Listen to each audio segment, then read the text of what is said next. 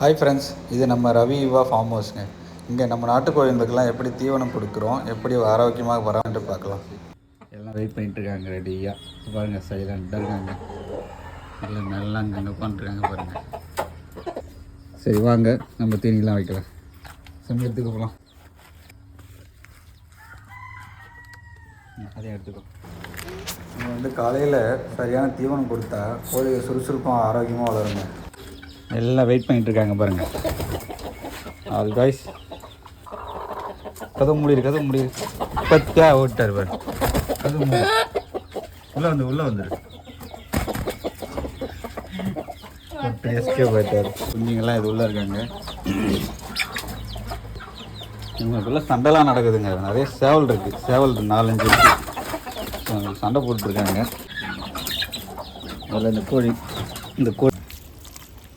குடிக்கிற தண்ணி வந்து பார்த்திங்கன்னா சுத்தமாக இருக்கணுங்க. தினமும் தண்ணீரை வந்து மாற்றிக்கிட்டே இருக்கணும். அது ரொம்ப ரொம்ப முக்கியங்க. இது அதே மாதிரி குளிர்ச்சியான தண்ணி வந்து வைக்கணுங்க. காலையில் வந்து பிடிச்சி வச்சுக்கணும். ஏன்னா டேப்பில் வந்து மதிய டைமில் வந்து சூடாக வரும். காலையிலே வந்து பிடிச்சிட்டோம்னா வந்து தண்ணி குளிர்ச்சியாக இருக்கும், சூடாகவும் இருக்காதுங்க.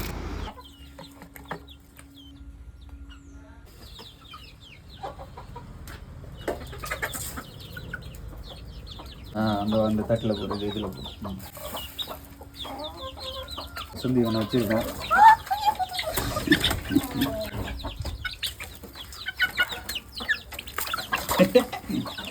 கை கொடு, கொஞ்சம் கொடு. சாப்பிட குத்தாது, ஒன்றும் ஆகாது. வெயிட் பண்ணிட்டு இருக்காங்க. ஒருத்தர் ஓடிட்டாரு.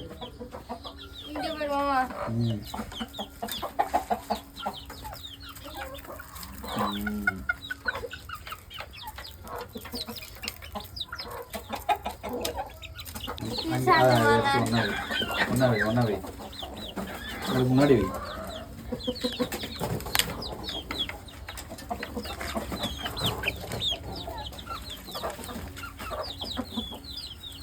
இந்த மாதிரி இயற்கையான தீவனம் கொடுத்தோம்னா முட்டை உற்பத்தி அதிகமாக உற்பத்தி ஆகும். கோழி நல்லா ஆரோக்கியமாக இருக்கும், நோய் எதிர்ப்பு சக்தி இருக்கும்.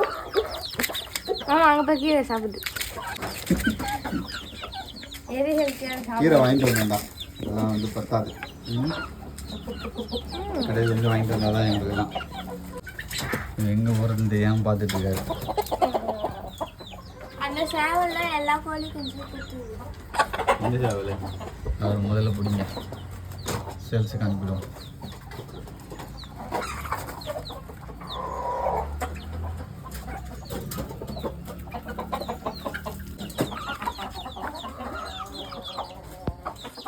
ஒன்று பண்ணு, இந்த கோழி தீனி எடுத்து குஞ்சு கோழிங்களுக்கு மட்டும் போடு. டப்பா அதுதான் வராங்க. அவங்களுக்கு பிடிச்ச தீனி தான். பாருங்கள் ஃப்ரெண்ட்ஸ், நம்ம கோழிங்க எல்லாம் எவ்வளோ ஆர்வமாக தீவனத்தை ஓடி ஓடி போய் சாப்பிட்றாங்க பாருங்க. எப்படி சாப்பிட்றாங்க பார்த்தியா? அதெல்லாம் வந்து என் கை போயிடும் ஊற்றி இந்த தீனி சாப்பிட்டு அதெல்லாம் பழகும். எப்படி சாப்பிட்றாங்க பாரு.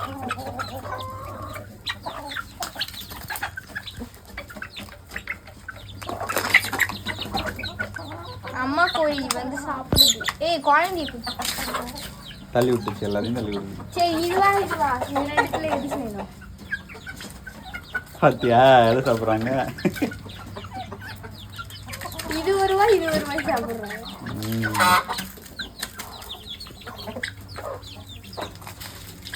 இது ரெண்டுல நீ உனக்கு கிடையாது. அதிக நேரத்தில் வெளியில் மேய விடுறோங்க. இயற்கையான புழு பூச்சி சாப்பிட்டு நல்லா ஆரோக்கியமாக வளருது. வெளியில் போய் சாப்பிடுங்க. வச்சுருங்க. இப்படி இருக்க பாருங்க. குழந்தைகளுக்கெல்லாம் வந்து இந்த கிளீனிங், அதாவது பராமரிப்புலாம் வந்து முக்கியம். அதான் நோய்கள்லாம் வராமல் பாதுகாக்கும். சண்டே தான் வந்து கிளீன் ஆரம்பிக்கணும். அதை இது பண்ணி போடு, உருவி போடு. போயிடும். நீ என்ன பண்ண, அதை உருவி போடு. எல்லாம் ஆறந்த வேலை இருக்குது. எதுவுமே மதிக்க மாட்டேங்குது. சரி, இது எடுத்து இப்படி போடுவோம். ஃப்ரெண்ட்ஸ், இப்படிப்பட்ட கிராமத்து விவசாயம் மற்றும் கோழி வளர்ப்பு வீடியோக்களுக்கு லைக் பண்ணுங்கள், கமெண்ட் பண்ணுங்கள், சப்ஸ்கிரைப் செய்யாமல் மறக்காதீங்க. லக்கி பாய்.